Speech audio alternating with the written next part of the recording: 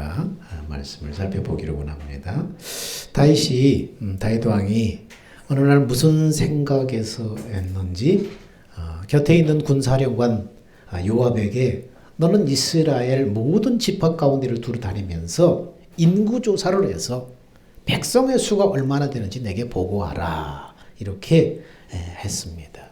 그것은 백성의 수를 보고하라는 그 말은 뭡니까? 전쟁에 나갈 만한 그런 군사력이 얼마나 되는지 다 조사하라는 거예요. 군사에 나갈 장정이 얼마인지, 그리고 또 전체 백성 세금을 거둘 만한 사람이 얼마나 되는지 다 조사하라는 거예요. 그러자 군사령관 요압이 내 주 왕은 어찌해서 이런 일을 기뻐하십니까? 하면서 만류했습니다. 그럼에도 불구하고 다윗 왕은 요압과 군대 사령관들을 명령으로 재촉하면서 빨리 가서 인구조사를 강행하라고 재촉을 했어요. 하나님은 다윗의 인구조사를 기뻐하지 않으셨어요. 징계와 징병을 위한 인구조사 그 자체는 악한 것이 아니지만은 문제는 뭡니까? 자기 힘을 의지하려는 다윗의 불신앙이에요. 하나님을 의지하는 것보다 그렇게 해서 우리의 군사력이 얼마나 되는가, 우리가 얼마나 강한 백성인가, 이것을 의지하려는 다윗의 불신앙이 거기에 들어있었던 것입니다. 다윗은 정욕 때문에 신하 우리아의 아내를 뺐더니 이제는 마음이 교만해져서 하나님의 권한까지 지금 침범하려고 하는 거예요. 다윗은 외부와의 적은 잘 물리쳤지만 내부의 적, 바로 죄에 대해서는 무너지고 말았던 것입니다. 성공과 번영과 부흥이 늘 복은 아닙니다. 내 마음을 지키지 않는다면 성공이 나를 무너지게 하는 더 무서운 유혹이 될 수 있다는 거예요. 그래서 성경은 뭐라고 말합니까? 교만은 패망의 선봉이요. 그 다음에 거만한 마음은 넘어짐의 앞잠이지라. 그가 우리 주변에도 그런 사람들을 우리는 많이 지인들 가운데서 보게 돼요. 그렇게 막 성공하지 않고 뭔가 돈을 많이 벌지 않았을 때, 나름대로 착실히 살았을 때는 그 사람은 참 겸손하고 괜찮았었는데 뭔가 성공하고 여유가 있고 돈이 좀 벌리고 그러면 벌써 그 사람의 목이 뻣뻣해지기 시작해요. 그리고 다른 사람을 내려다보고 하대하기 시작해요. 뭡니까? 교만이 들어간 거예요. 거만이 벌써 들어간 거예요. 그래서 교만은 패망의 선봉이다. 거만한 마음은 넘어짐의 앞잡이다. 곧 넘어진다는 거예요. 곧 패망한다는 거예요. 사무엘상 24장 10절에 보니까 다윗이 백성을 조사한 후에 그의 마음이 자책하고 다윗이 여호와께 아뢰되 내가 이 일을 행함으로 큰 죄를 범하였나이다. 여호와여 이제 간구하옵나니 종의 죄를 사하여 주옵소서. 내가 심히 미련하게 행하였나이다. 이렇게 지금 말씀하고 고백하고 있습니다. 그러면 다윗의 인구조사가 왜 이렇게 큰 범죄인가? 다윗의 인구조사는 군사적 목적, 군사력이 얼마나 되는가, 군사적 목적, 그 다음에 왕권 강화, 이런 것을 위해서 시행된 것입니다. 그 자체가 무슨 문제냐 이렇게 할 수 있지만은 하나님은 이 모든 일에 내면의 동기를 하나님은 살펴보시죠. 네가 어떤 의도로 그렇게 하는지 내면의 동기를 보시는 분이 하나님이셔요.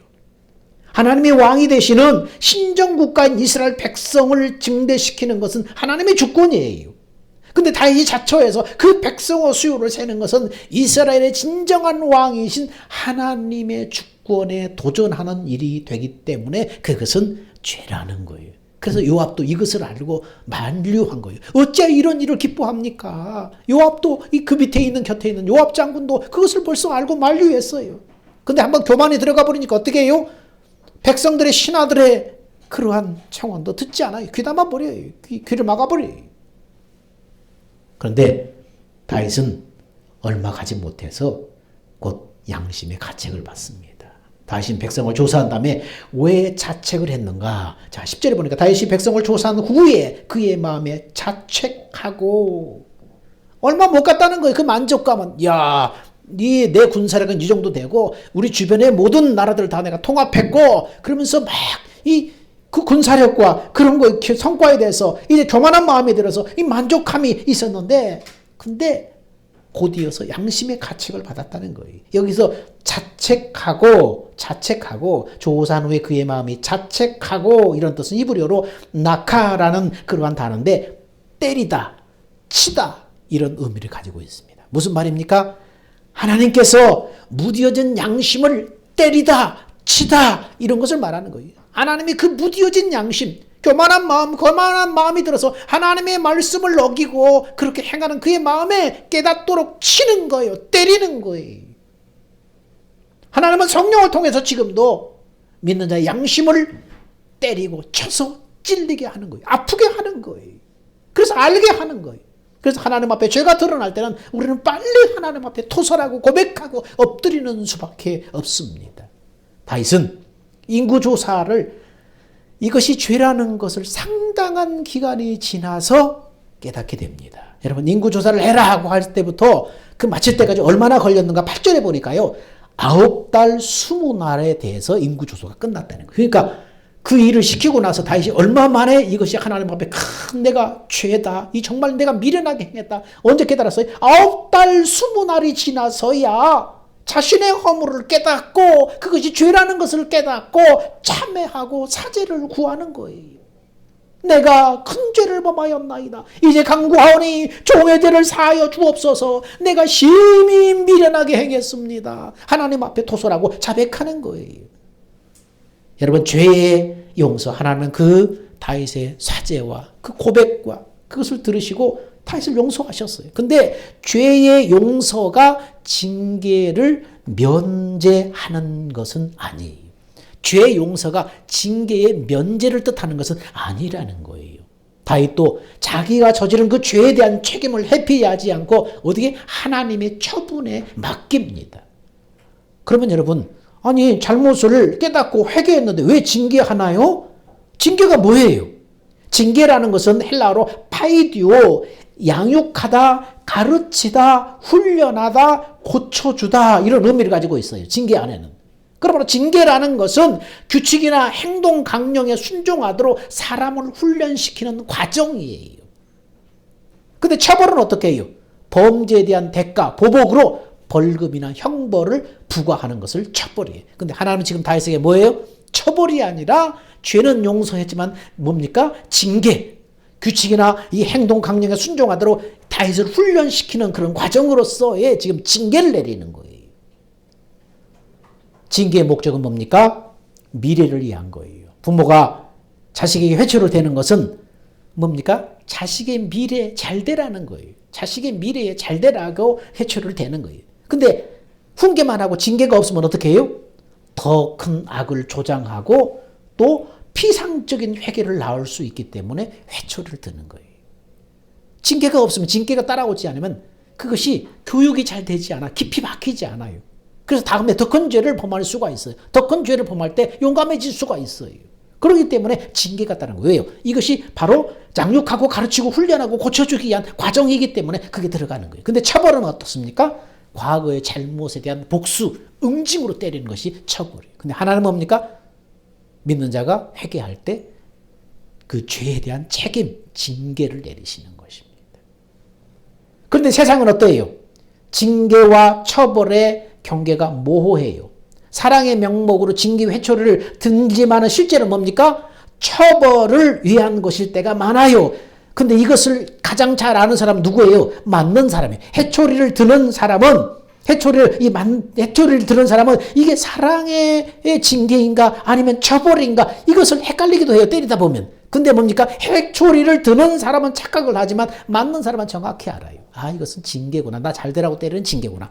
아 이것은 복수구나. 뭔가 분으로 때리는 거구나. 맞는 사람은 잘 알아. 드는 사람은 착각할 수 있지만 맞는 사람은 잘 알아요. 그럼 하나님은 어떤 회초리를 들을까요? 답은 명확해요. 자녀에게는 징계의 회초리를 들어요. 자녀에게는 징계의 회초리를 하나님은 들어요. 근데 믿지 않는 자에게는 처벌의 회초리를 하나님은 드시는 것입니다. 자식은 아버지로부터 징계를 받아도 어떻습니까? 신분이 변하지 않아요. 왜요? 아들이기 때문에요. 그러므로 하나님으로부터 징계를 받는다는 것은 뭡니까? 그가 하나님의 자녀라는 증거예요. 그러면 징계가 없다는 것은 뭡니까? 하나님의 자녀가 아니거나 뭐 다른 뜻이 있는 거예요. 그래서 이 땅에서 하나님의 징계를 받지 않는 사람은 마지막 날이 어떻습니까? 처벌, 마지막 날의 심판을 받는 거예요. 다만 하나님의 처벌, 심판은 이 땅에서 모두 이루어지지 않을 뿐이에요. 그래서 이 땅에서 악인의 형통이 넘쳐나는 것처럼 악인이 더 잘 되는 것처럼 보여요. 왜? 이 땅의 처벌이 다 이루어지지 않기 때문이에요. 그러나 하나님의 징계나 훈련은 어떻습니까? 잠시지만은 영원한 상급이 예비되어 있는 것입니다.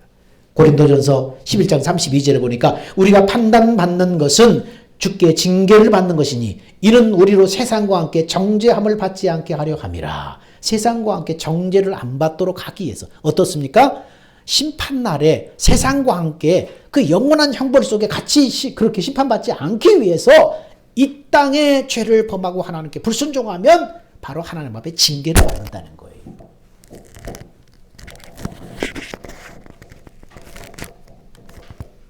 그래서 예수 믿는 사람들은 어떻습니까? 그래서 바른 삶을 살아야 돼요. 예수 믿는 사람이 죄를 범하거나 불순종한 살면 하나님이 이 땅에서 육신으로 있는 동안 하나님은 징계를 하시.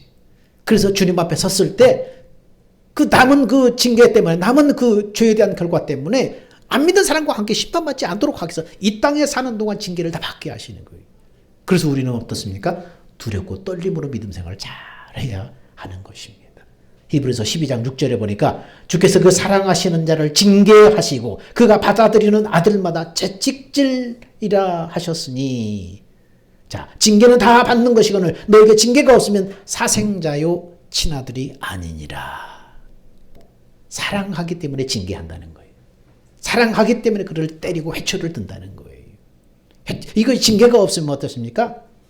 너희는 아들이 아니라 그렇게 말하고 있습니다. 4명의 젊은이의 목숨을 앗아간 커다란 사고가 미국 고속도로에서 발생했습니다. 4명의 젊은 희생자들 시체 사이에는 부서진 위스키병 조각이 발견되었습니다. 사고 원인은 뭐였습니까? 술이었어요. 그 희생자 중에 한 소년의 아버지는 자기 딸의 그 죽음에 분노하면서 그는 내 젊은이에게 술을 준 사람을 죽여버리겠다고 소리를 치었습니다. 그러던 그가 집에 가서 음료수를 비치해 둔 찬장 안에서 그의 딸이 죽기 전에 쓴 작은 메모를 발견했습니다. 거기엔 다음과 같이 쓰여 있습니다. 아빠, 저희가 아빠의 고급 술 몇 병을 가지고 갑니다. 괜찮지요? 아버지는 이 모든 불행이 바로 자기 탓인 것을 깨달았지만 이미 어떻게 해요? 너무 늦어버린 거예요. 그렇습니다.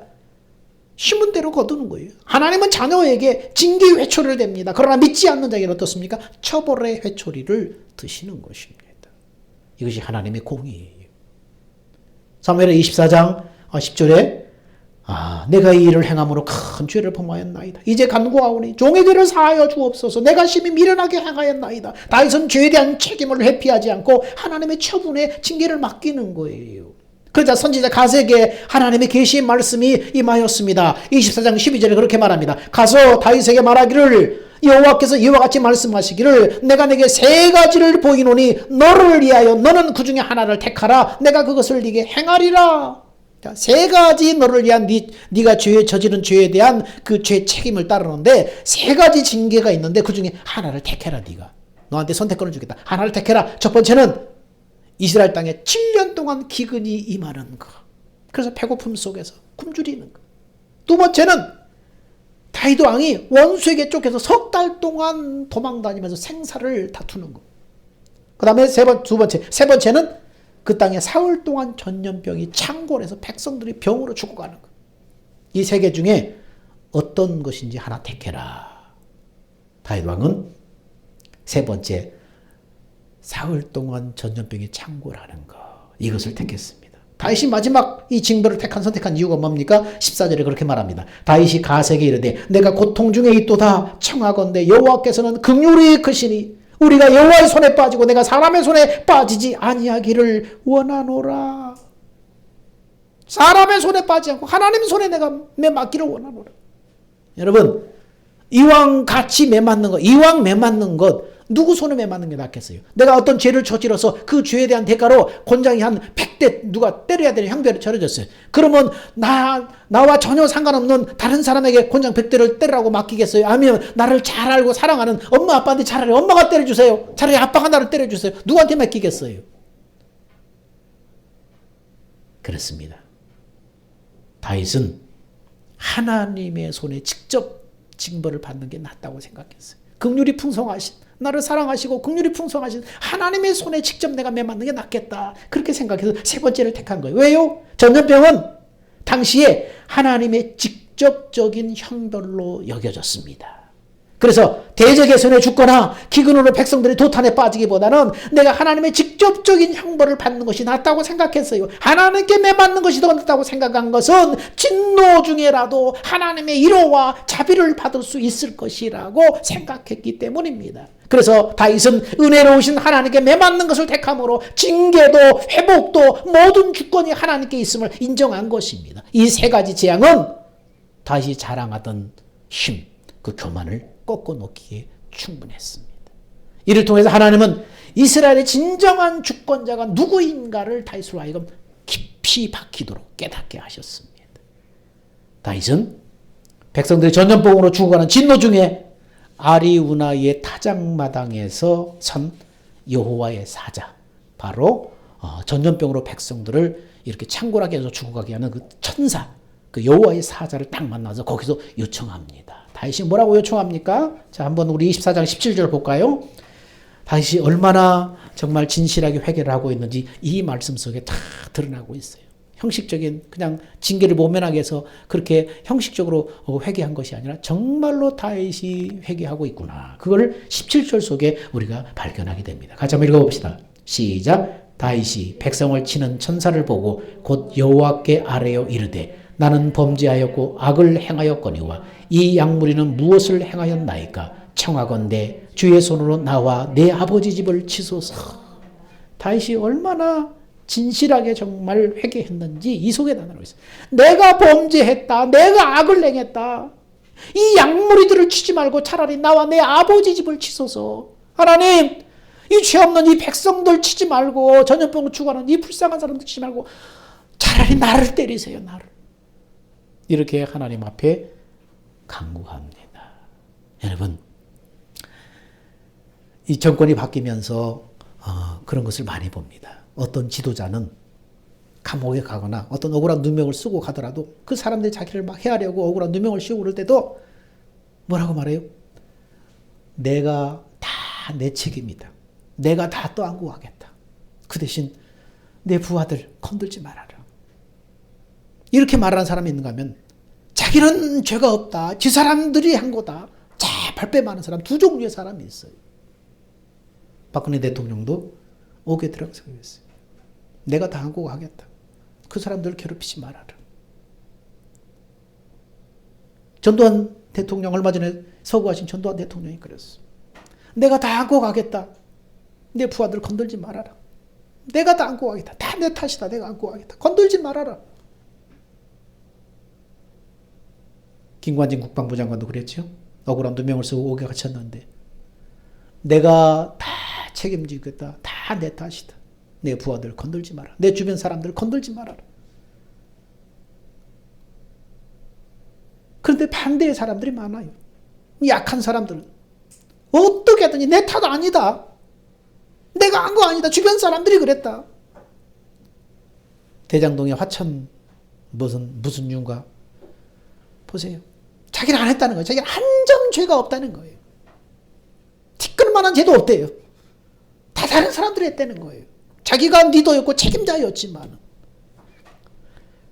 그러면서 눈물로 엎드려서 잘못했다고 눈물 흘리고 지금 퍼포먼스를 합니까? 이것이 진정한 뉘우침일까요? 아니에요. 다윗을 보세요. 진정한 회개가 무엇인가? 내가 범죄했고 악을 행했다. 이 양무리는 무엇을 행했겠습니까? 주의 손으로는 차라리 나와 내 집을 치소서. 진정한 회개의 기도예요. 히브리어의 인칭은, 사람을 가리키는 그 인칭은 동사 속에 포함되어 있는 것이 보편적인데 다윗은 이 인칭 대명사, 이 아노키라는 이 단어를 두 번씩 반복해서 사용함으로써 자기가 범죄의 주범인 것을 거듭거듭 강조하고 있습니다. 다 내가 했습니다. 내 탓입니다. 다윗은 오직 자신만이 형벌을 받아 마땅한 자라고 고백하면서 일체 다른 사람들에게 죄를 전가시키지 않고 있어요. 진정한 회개, 이것이 진정한 회개의 참모습이에요. 너 때문이야, 너 때문이야가 아니에요. 아니 내가 안 그랬어요. 저 여자가 선악과를 줘서 먹었어요. 아니에요. 하나님은 이러한 다윗의 모습을 보시고 은혜와 긍휼을 베푸셨어요. 15절에 보니까 하나님은 다윗의 왕국의 중심인 예루살렘의 온역이 임하기 전에 징계를 멈추셨어요. 16절에 자기 백성에 내리신 죄악을 마음 아파하시면서 진노의 손을 거두셨어요. 17절에 주의 은혜와 긍휼은 다윗을 더 깊은 회개자로 이끌어서 목자의 마음까지 되찾게 했어요. 때로는 우리는 이 은혜와 긍휼을 망각한 채 살아가지만 그래도 말씀 앞에 다시 돌아와서 겸손할 수밖에 없는 이유는 뭡니까? 하나님의 은혜와 긍휼 때문입니다. 우리는 우리가 처한 공경에 대해서 하나님이 내리시는 처방은 뭡니까? 오직 은혜예요. 하나님의 은혜, 하나님의 긍휼이. 인종차별이 아주 심할 때 미국에서 있었던 일입니다. 어느 백인이 정원에 앉아서 시원한 바람을 쏘이면서 맥주를 마시고 있었어요. 그때 지나가던 인디언 한 사람이 너무나 배가 고파서 목이 말라서 그의 곁에 와서 제게 물 한 그릇을 좀 줄 수 있겠습니까? 했더니 없어! 그러면 당신이 마시는 맥주라도 한 잔 좀 주시지요. 인디안 놈한테 못 줘! 그래서 인디안은 맥없이 터덜터덜 그 자리를 떠났습니다. 그리고 며칠 후에 이 백인이 사냥개를 데리고 사냥을 하러 나갔다가 사냥개를 잃어버리고 길도 잊어버려서 조난당한 채 헤매다가 배가 고파서 목이 말라 쓰러져서 죽어가고 있었습니다. 깊은 산 중에 쓰러져 있는 그를 발견한 것은 바로 그 인디언이었습니다. 그 인디언은 그를 발견하고 자기 집에 데려다가 간호해주고 죽을 쏘서 그를 먹이고 그래서 정신을 차리게 했습니다. 정신을 차리고 눈을 떠보니까 자기가 물을 거절했던 그리고 그렇게 무시하고 먹을 주었던 그 인디언 추장이 바로 거기 있는 거예요. 기가 막혀서 깜짝 놀라서 그때 인디언이 빙그레 웃으면서 하는 말이 당신이 나한테 한 것처럼 내가 당신에게 했더라면 당신은 벌써 이 세상 사람이 아닐 것입니다. 이렇게 말하는 거예요. 성경은 이것을 뭐라고 말해요? 긍휼이라고 말해요. 긍휼은 뭡니까? 당연히 보복해야 하는데 하지 않고 역동적인 이 사랑의 마음을 말하는 거예요. 당연히 그가 이렇게 나한테 해줬으면 이렇게 복수를 해야 되는데 그렇게 하지 않는 역동적인 사랑의 마음. 긍휼이라는 것은 자기에게 피해를 준 사람을 단호하고 엄격하게 대우하지 않는 사랑의 마음을 말하는 것입니다. 여러분, 이 단어가 사용된 경우에 90% 이상은 성경 속에서 하나님의 사랑을 나타낼 때 이 단어를 쓰고 있어요. 헤세드라는 이 하나님의 은혜와 긍휼이라는 단어를 쓰고 있습니다. 어떤 의미에서 이 긍휼이야말로 하나님의 가장 대표적인 성품이라고 할 수 있습니다. 이러한 하나님의 긍휼 때문에 우리가 죄 때문에 우리가 죄와 심판으로부터 우리가 긍휼을 얻고 구원을 받은 거예요. 그래서 성경은 그렇게 말합니다. 긍휼에 풍성하신 하나님이 우리를 사랑하셔서 그 큰 사랑을 인하여 허물로 죽은 우리를 그리스도와 함께 살리셨고 너희가 은혜로 구원을 얻은 것이라. 이렇게 말하고 있는 거예요. 죽어 마땅하는데 죄에 대한 대가로 죽어서 마땅하는데 하나님이 죄를 제대로 우리한테 갚지 않으셨다는 거예요. 때로는 우리 이 은혜와 긍휼을 망각한 채 살아가지만 그래도 우리가 말씀 앞에 다시 돌아가서 겸손할 수밖에 없는 것은 하나님의 은혜와 긍휼 때문이에요. 우리가 처한 공경에 대해서 하나님 내리시는 처방은 어떻습니까? 오직 은혜와 긍휼이에요. 그 은혜와 긍휼 때문에 우리가 오늘 이 자리에 있는 거예요. 이 은혜와 긍휼이 아니었다면 우리 벌써 망했을 거예요. 여러분, 오늘 다윗에 관한 성경을 읽다 보면 우리가 이해할 수 없는 어떤 구절들을 발견하게 됩니다. 사무엘하 24장 1절 한번 보세요. 자, 사무엘하 24장 1절에 어떻게 시작하고 있습니까? 사무엘하 24장 1절 다 찾으셔서 한번 봅시다. 자, 한 목소리로 오늘 24장인데 그 24장 1절만 1절로 돌아가 보십시다. 자, 1절 시작. 여호와께서 다시 이스라엘을 향하여 진노하사 그들을 치시려고 다윗을 격동시키사 가서 이스라엘과 유대의 인구를 조사하라 하신지라. 여러분, 인구 조사를 지금 누가 하라고 그래요? 여호와께서 다시 진노하사 이스라엘 향해서 진노하사 지금 이스라엘 향해서 너무나 지금 화가 나 있다는 거죠. 하나님이 여호와께서 이스라엘 향하여 진노하사 저희를 치시려고 다윗을 격동시켜서 인구 조사를 하게 하셨다는 거예요. 하나님이 하게 했다는 거예요.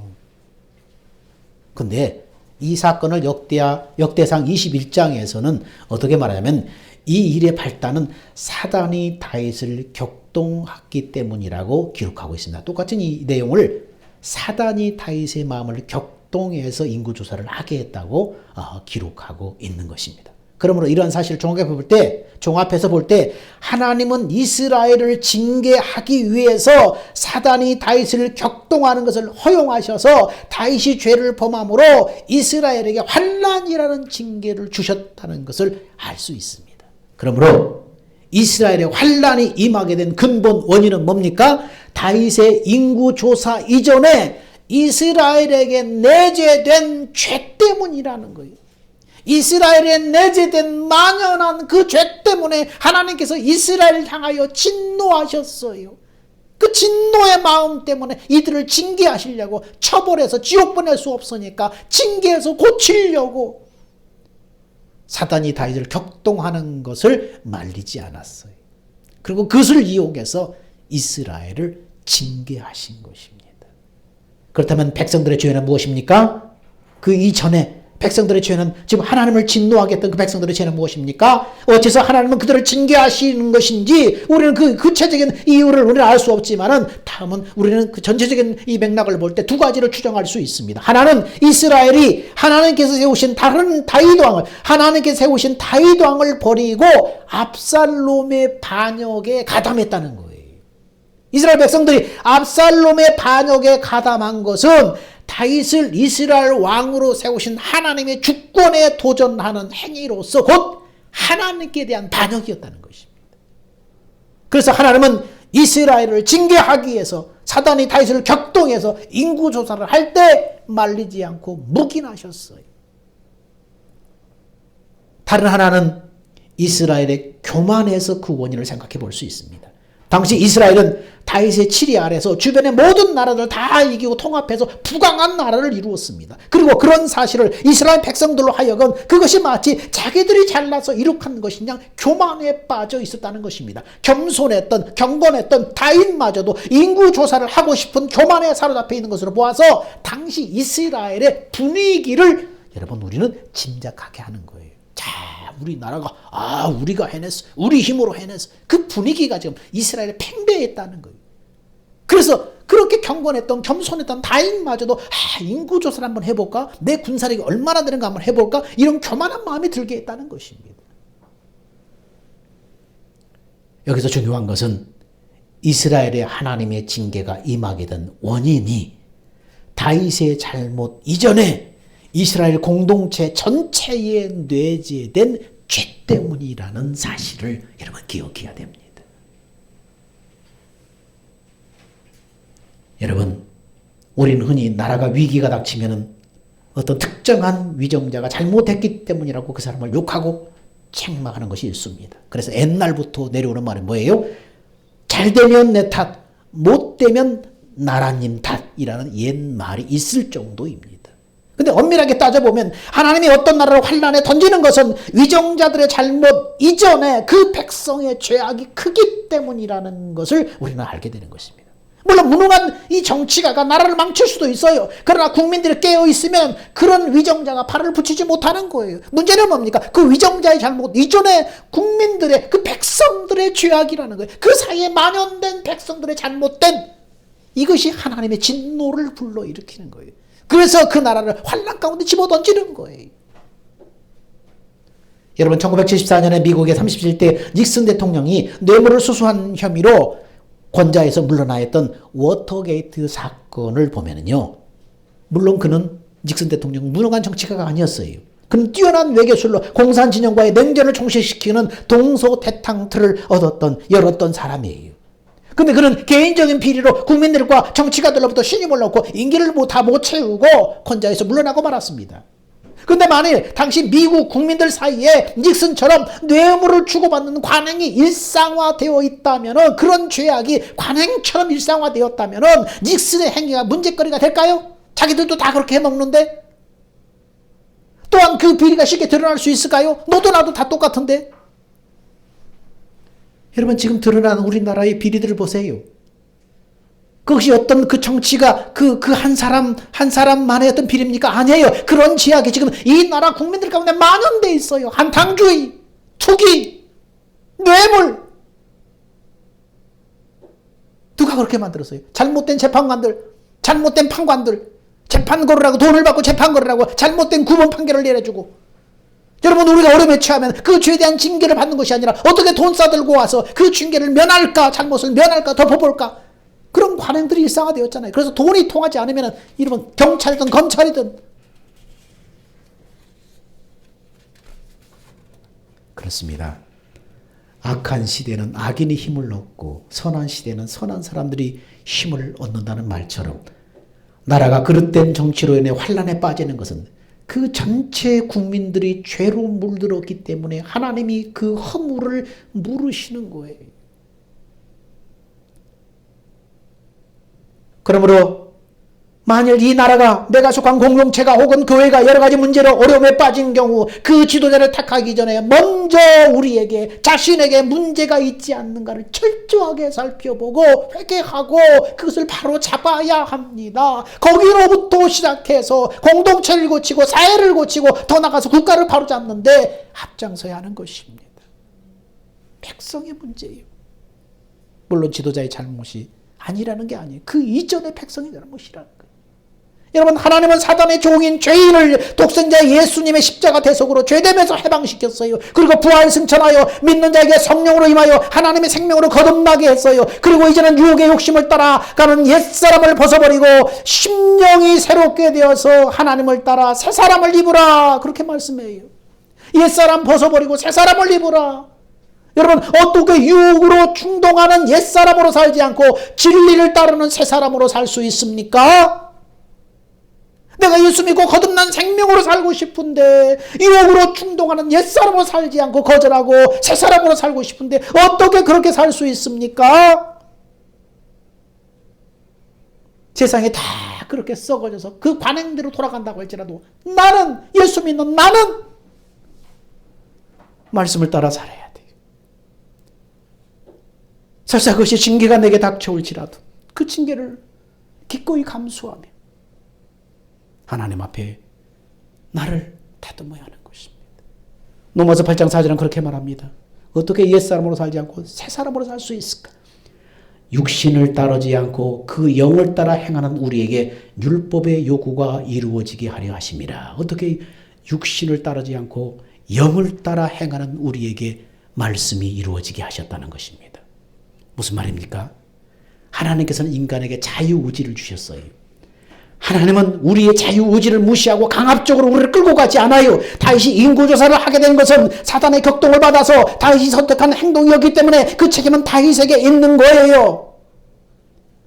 하나님은 우리의 믿음을 테스트하실지언정 우리를 죄로 유혹하거나 악을 조장하지 않으셔요. 그러므로 복음을 두고 깨달은 내가 자유의지로 육신을 따르는 것인가 성령을 따르는 것인가를 택해야 한다는 거예요. 육신을 종삼은 마귀도, 내 심령을 성전 삼은 성령님도 생각으로 말씀하셔요. 그래서 여러분 로마서 8장 5절, 6절, 7절을 계속해서 생각이라는 것을 반복해서 계속 쓰고 있습니다. 성령의 생각, 육신의 생각, 성령의 생각을 따르는 것인가, 육신의 생각을 따르는 것인가, 계속해서 생각을 말하는 거예요. 마귀도, 내 심령을 성전하면 성령님도 생각을 통해서 우리에게 말씀하신다는 거예요. 육신을 따르는 것인가 성령을 따르는 것인가를, 어떤 생각을 따를 것인가를 지금 말하는 거예요. 육신의 생각을 택하여 따르면 사망으로 가고 성령의 생각을 택하여 따르면 영생과 평안으로 간다는 거예요. 마귀는 종이 된 죄인이 되었을 때는, 마귀의 종된 죄인 되었을 때는 마귀의 욕심을 거부하고 성령의 생각을 따라갈 수가 없었어요. 왜? 마귀에게 욕심으로 사로잡혀서 마귀가 잡아 끌면 결국은 마귀한테 끌려갈 수밖에 없기 때문에요. 그런데 이제는 뭡니까? 마귀의 종이 아니에요. 그러므로 성령의 생각을 택하여 따르면 아무 권리가 없는 마귀가 우리를 다시 욕심으로 우리를 끌어당길 수가 없다는 거예요. 그래서 성령의 생각을 따라 행하면은 마음으로 임하신 예수님이 나를 통해서 일하심으로 율법을 이루어지게 하는 것입니다. 말씀을 지켜 행하게 되는 것입니다. 그래서 로마서 8장 13절에는 너희가 육신대로 살면 반드시 죽을 것이로되 영으로서 몸의 행실을 죽이면 살리니. 무슨 말이에요? 너희가 육신의 생각을 택해서 따라가면 그 결과는 뭡니까? 망하는 거예요. 그러나 성령의 생각을 택해서 너희가 성령의 생각을 따라가면, 그래서 이렇게 육신의 생각을 죽이면은 너는 산다는 거예요. 예수 믿는 우리에게 하나님이, 예수 믿고 거듭난 우리에게도 하나님이 자유의지를 지금 가지고 있어요. 우리에겐 자유의지가 있어요. 어떤 생각을 따를 것인가를 우리가 선택해야 돼요. 하나님의 놀라운 그런 은혜를 우리한테 예비하셨어요. 근데 우리가 육신의 생각을 따르지 않고 성령의 생각을 따르기로 결정하고 움직일 때 하나님이 역사하시는 거예요. 개입하시는 거예요. 그래서 성경은 뭐라고 그래? 유혹의 욕심을 따라 썩어져가는 구습을 따르는 옛사람을 벗어버리고, 옷을 입으려면 뭐부터 선행돼야 돼요? 먼저 벗어야 돼요. 유혹의 욕심으로 너희를 유혹하는 그것을 벗어버리고 그 다음에, 그래야 하나님이 예비하신 새 사람을 입혀주죠. 내가 예수 안에서 십자가에 못 박혀 예수와 함께 옛사람의 죽었음을 시인하고 그 생각을 거절하고 따르지 않고 성령의 생각을 따르기로 결정할 때 우리 안에 계신 예수님이 역사하시는 거예요. 심령이 새롭게 될 수 있도록 역사하시는 거예요. 그래서 말씀과 하나님의 거룩함으로 우리를 지으시는 거예요. 덧입게 하시는 것입니다. 중국에서 선교사의 딸로 오랫동안 살았던 펄 벅이라는 작가의 대표적인 소설 중에 돼지라는 책이 있습니다. 이 소설은 노벨 문학상을 받은 수작입니다. 돼지는 왕릉이라는 가난한 농부가 노예였던 아란이라는 아내와 질곡의 힘든 인생을 살아가는 얘기입니다. 이 부부는 홍수, 한발, 메뚜기 내습, 거듭되는 천재와 폭풍 등의 시련을 겪으면서 고난을 참고 인내하고 인내해서 결국 큰 돈을 모아서 대지주가 되었습니다. 생활에 여유가 생긴 왕릉은 함께 고생한 아내를 버리고 연화라는 기생을 맞이하게 됩니다. 얼마 후에 이 본부인인 아라는 고생 끝에 얻은 부를 누리지 못하고 인고의 생을 마감합니다.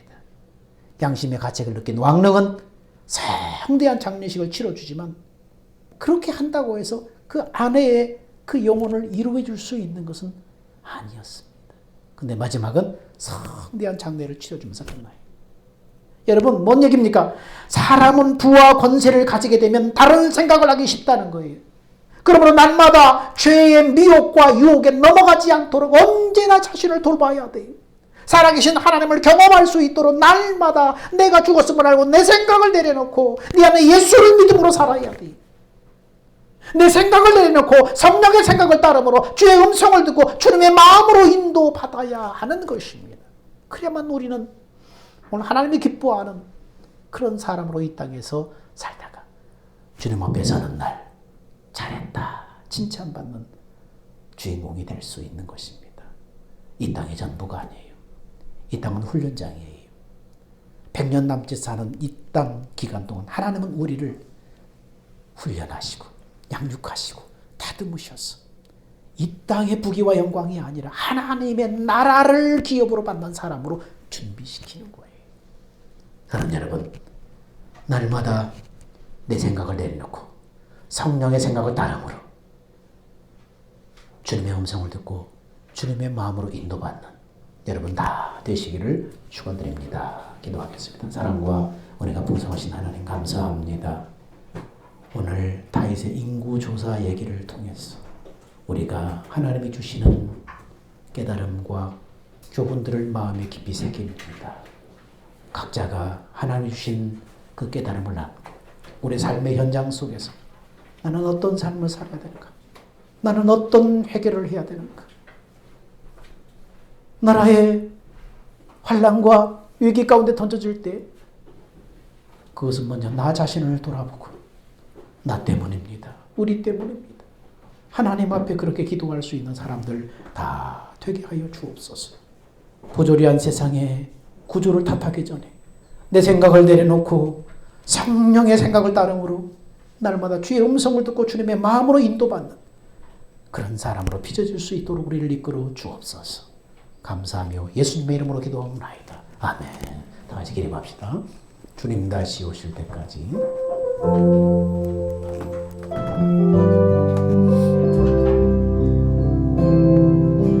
주 다시 오실 때까지 나는 이 길을 가리라. 젊은 길 나의 십자가 지고 나의 가는 이 길 끝에서 나는 주님을 보리라. 영광을 내 주님 나를 맞아주시니 주님 다시 오실 때까지 나는 일어나 달려가리라. 주의 영광 온 땅 덮을 때 나는 일어나 노래하리. 내 사모하는 전에 영광을 구주시러 내 사모하는 전에 영광의 왕이시라. 이제는 우리 주 예수 그리스도의 은혜와 하나님의 극진하신 사랑하심과 성령님의 내주 교제 교통 인도하심이 내 생각을 내려놓고 성령의 생각을 따름으로 주님의 마음으로 인도받기를 원하는 사랑하는 성도들 삶이 이제부터 영원 무궁토록 함께 있을지어다. 아멘.